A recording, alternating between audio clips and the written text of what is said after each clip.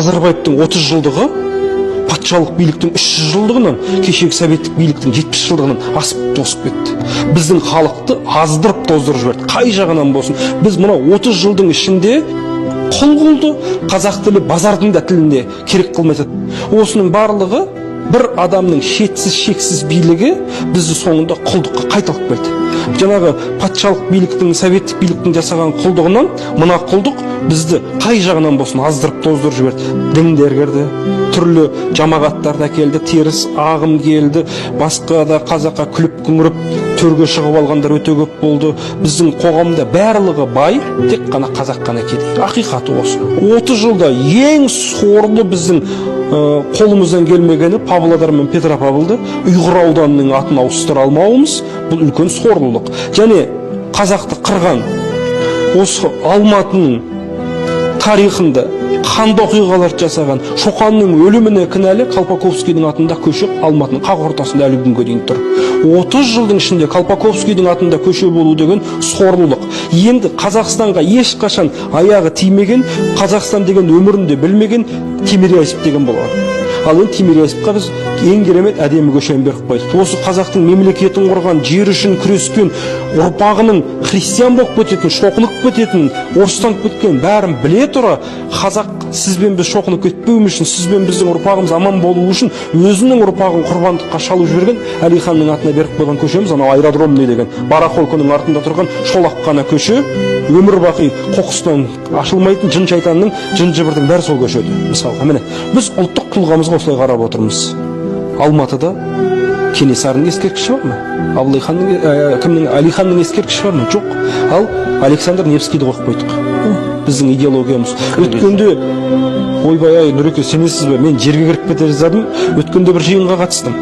Енді мынау аты ауысқан керемет партия бар ғой бізде, Аманат деген. Атына зат сай емес.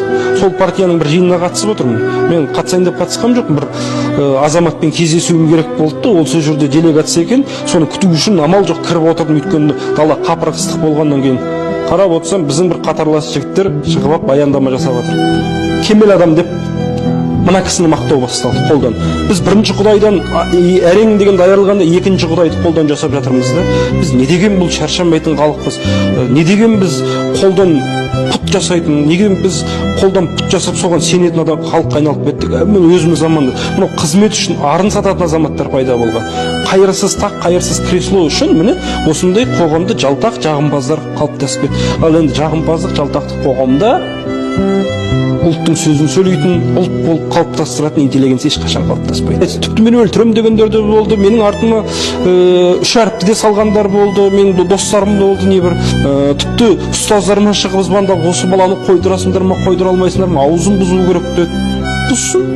Егер өлтіретін болса, Алаш қайраткерлер 9 грамм оқпен атылып кетті. Менің Алаштан ешқай жаным артық емес. Қазір атам десе атсын мысалға. Егер жер бетінде қазақ артық болып баратса, кете берейік. Бірақ мен кетті екен деп қазақтың ордасы орнынан құлап қалмайды, шайқалып қалмайды. Мен келмесем мен орныма тағы бір ел дос шығады ертең осы нәрсенің ақиқатын айтып шығатын. Сондықтан бұл жолға мен саналы түрде келдім ғой.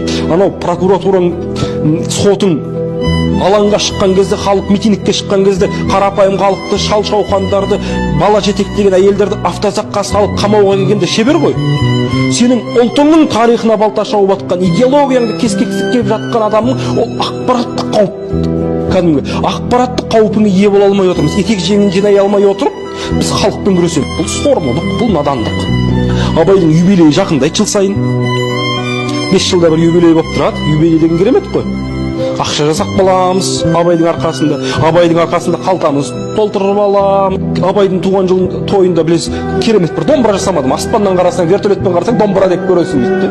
Ол халықтың кім вертолетпен аспанға ұшып жүр екен? Кім ұшақпен ұшады екен? Біздің халықтың, мына 19 миллион халықтың кемі 14 миллионында халықаралық паспорт жоқ екен.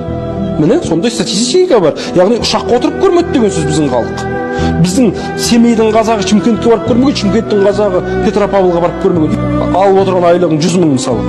Ал ана домбыраны көру керек болса, ол туристік домбыра дейді да. Оны төбеге әрқайсымыз қанат байлап алып көреміз бе? Міне осындай топас Абайдың арқасында ақша жасап отырғандар ғой. Енді өзіңіз ойлаңызшы енді.